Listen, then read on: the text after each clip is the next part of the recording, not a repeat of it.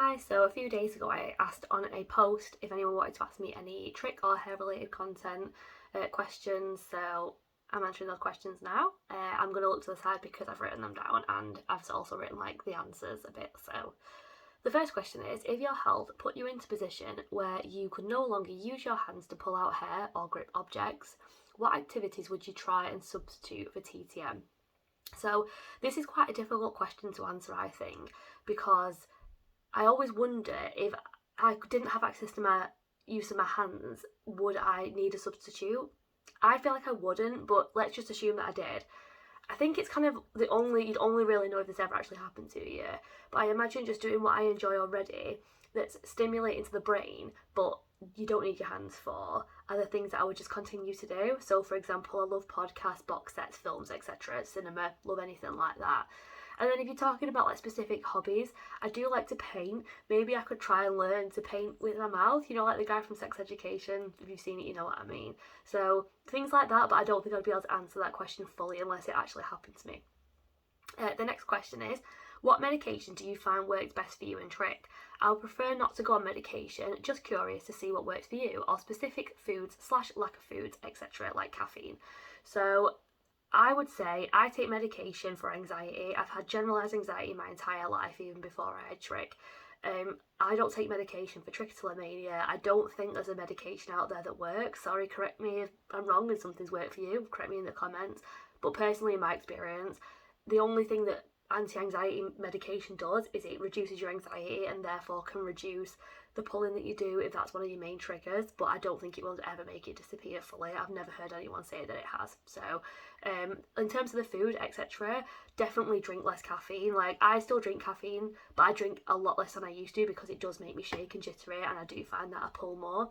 I also find that I pull more when I drink, even though when I drink usually I'm wearing a wig so I can't actually access my scalp, or the next day when I'm hungover. So if that's the same for you, I'm not saying stop drinking or enjoying yourself, but maybe just have some things in place like wearing a wig or a hat when you're in those circumstances to help reduce it. How do you deal with work and if you are wearing different hair? Have you disclosed the reason for wearing wigs and have you got any tips on that? So yes, I have disclosed the reason. 2 years ago I made this account and I shared it on all my personal accounts, so most people who work with me don't know, and the ones who don't, it's just because we haven't had a conversation yet, or they started after I shared it, or we don't have each other on social media. There's no like secrets or anything. So I have completely disclosed it, and for me personally, it's changed my life for the better. I'm lucky in the sense that I kind of knew that when I went public about my hair that I wouldn't have any issues. I live in a society, my little sort of bubble that I live in, are quite progressive, modern thinking people, so they would never make you feel bad and stuff. So I am lucky in that sense. I know I get a lot of messages from people who struggle, their parents make them feel terrible about it, and they feel like if they came out at work, the work colleagues would be weird about it. So I am privileged in that respect, but it's worked out really well for me. Before that though, I worked for many years where people didn't know. And I just wore the same hair like every day, and the one time I did change because it was time for a change, I started wearing the new one, which was quite similar to my last one, after a week off. So only one person noticed and they just asked if I dyed my hair. So if you do change, I would suggest doing it after some time away maybe. I just don't think there's any other explanation for why you keep changing your hair other than you're wearing wigs and you like going backwards and forwards. So it's totally your personal preference. Just do what makes you feel comfortable. What's the best website / resource for a person starting with toppers, and have you ever tried one? I don't know how to start. So, oh no, sorry, I have never tried one. I don't know where to start. So I didn't know either. I had absolutely no idea what I was doing 2.5 years ago when I found this community and realised toppers existed. I just consumed a lot of content, so consume as much positive and neutral content from creators. Follow hashtags like wigs and things like that. And though there are a lot of posts and explanations out there for the differences, I also recommend looking on the kind of sellers that you come across when you do things like that. So for example, Wildflower Hair, there's one off the top of my head. They have websites, and if you look on those websites, they'll often have an explanation. They'll have pictures of the caps and the differences, and they're all nice, and you can message them and explain your specific hair situation, and they'll tell you what, like, recommend some products and tell you what you need. It's better to speak to them than to me, because they, if you're honest about your situation and stuff, they can give you a more professional opinion. How do you deal with the frustration slash shame after pulling when you haven't for a few days? I feel so ashamed and I don't know how to not beat myself up about it. So this is quite a hard question to answer because I don't really feel like that much anymore. Like, I do feel disappointed, but it has reduced so much. One, as I've gotten older, and two, after finding this community and being honest and being open about my hair. Not being honest, that's because it sounds like you're lying. You're not lying when you're not open about your hair situation, but just being open about my hair situation. Because it's just made me realise that for me personally, I do think it's going to be a part of my life forever. And I've kind of come to terms with that, and I've come to terms with that I might be wearing wigs forever and stuff, and that has really helped. So even though I do feel a bit of shame, I don't feel it anywhere near as bad as I used to. But I would recommend, from my experience of when I used to feel terrible, like, oh my god, I used to like cry at night and oh, it was horrible. What I would recommend doing is speaking to someone that you trust, whether that's a family member or a partner, and if not, speaking to someone in this community, or just consuming, like I say, the positive and neutral content in this community, and you'll see that you wouldn't judge someone else for pulling. You wouldn't judge me if I told you I had a pulling episode, so why would you do that to yourself? This is something that you wouldn't make someone else feel bad about it, so you shouldn't feel bad about it. It's something that's happening to you. It's not your fault. It's just one of those things, unfortunately, that is occurring. You're not a failure. So the best thing to do is just tell yourself that and surround yourself with people who know that about you as well. Did you used to wear hats at work before you started with wigs and toppers? And if so, how do you deal with comments at work like, why are you wearing a hat? Are you cold? Is that a fashion statement?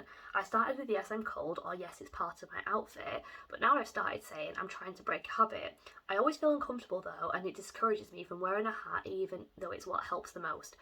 So I've never worn a hat whilst I've worked. I used to wear hats a lot when I was a teenager, and yes, I would get comments. It also used to be funny for some reason in the early 2000s to like pull hats off people's heads, which was awful. So yeah, that was a difficult time to be wearing hats. And I used to just sort of pretend it was like a fashion statement. And then since I've worked, I've been wearing alternative hair. So I guess you might get similar questions about extensions and stuff if people know you wear extensions. I mean, I haven't, but you never know. So I guess things I would do whatever makes you feel comfortable, which is what I'd repeat over and over again. If you want to say that it's because it's a fashion statement or none of your business or whatever, do that. If you want to sort of hint at it, I used to do the same sort of thing. I used to say that I once bleached my hair and it all fell out, and now I have to wear extensions to deal with the damage when I used to wear extensions, or even when I was wearing like full-blown hair wigs and systems. I used to say it was extensions and not wigs and stuff, and people didn't know. And then I moved on to, yeah, I wear wigs because I've got trichotillomania. So you've just got to say what makes you feel comfortable, basically, and don't feel like you've got to tell people if you don't want to. You don't owe anyone an explanation or the truth behind your hair or your hair loss or why you wear hats and wigs, etc. So, next question. When did your trich start, and how was your perspective / approach to managing it, or how has it changed since then? So it's changed massively. It couldn't have changed more. So I first started pulling when I was 14 and I'm now 30, so 16 long years ago. And when I first started pulling, I felt like a loser, a freak, a weird. I felt ugly, you name it. I did not feel good about trich. When I couldn't stop, or when I was going through bad pulling phases, I felt like I was just choosing to do this, and like surely someone else this was happening to would just be able to stop, and why couldn't I, etc. I just felt like a failure and a weirdo, and I knew there were probably other people out there that did it. I never thought I'd meet anyone that did. I didn't think it was that common, because it's at least 2% of the population of the world do it, but I thought it was like 10 whole people in the world probably. And it's changed a lot over the years for two reasons, I think. One, because obviously I'm getting older, you do get a lot more self-confident, and I have been open and honest about, I keep saying the word honest, I don't mean honest because that sounds like you're lying when you keep it to yourself. You're not, it's not nothing like that. I just mean I have been open, and people do know the reason that I wear wigs and that I wear wigs. And obviously I'm very lucky, like I said, where people have been in my sort of bubble of world have been very accepting, and haven't made me feel weird about it, so that's really helped. The other reason is I think time has come on a lot, like since I was a teenager. So you know, mental health wasn't discussed. I don't even think I knew the phrase mental health. Like normal people didn't have anxiety and depression. I mean they did, but you just, you know, you were weird if you ever admitted it. And now these days, you know, you can talk about these things a lot more openly, like every other person is open about the fact that they've got it. You're not made to feel weird or a freak or whatever. It's kind of like accepted in workplaces and sort of treated with respect a lot more. I mean, we've still got a long way to go, but it's miles better than it used to be. So I think those two reasons combined have changed my perspective on myself and trichotillomania a lot. So yeah, things have gotten a lot better, though we do still have quite a way to go. How do you deal with anxiety around your hair before leaving the house and going out? It can really knock me off balance if I get drawn into thoughts about how my hair looks before I leave the house, often leading me to worry about how it looks during the day. So I don't really have this that much anymore, since I am open about the fact that I wear alternative hair. And also alternative hair is good because you can do it the day before, like plop it on a wig stand and then just shove it on the next day and you've got like perfect hair because you're not slept on it. So that it definitely has its upsides. And also, like, someone asked me the other day why my hair always looks amazing. I was like, because it's a wig and I've spent a lot of money on it, that's why. So I am lucky in that respect, but I mean, I do remember the days when I didn't used to, and the days after I stopped pulling for about 10 months and then started again before I found like toppers and wigs and stuff. And it's hard.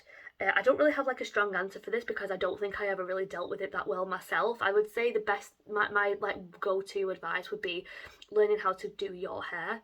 So but I used to like pull the hair up above the bald patch, like spray it and then back comb it, and you can make it look quite natural and it'll keep it in place. Like researching on YouTube like tutorials of hairstyles and stuff, because you might see one and think, actually that would be a good one for me and it would stay in place and it just would work. So things like that. Whether it is, you know, wearing hats, like someone previously said, because I should have prefaced this with, I know the person that wrote the question doesn't wear alternative hair, so that's why she's asking. Maybe looking into alternative hair. I know it isn't an option for everyone, one because it's so expensive, and two because you really might just not want to, but it might be an option for you. I mean, it changed my life and I would never look back, but you know, not everyone feels the same way or can do it.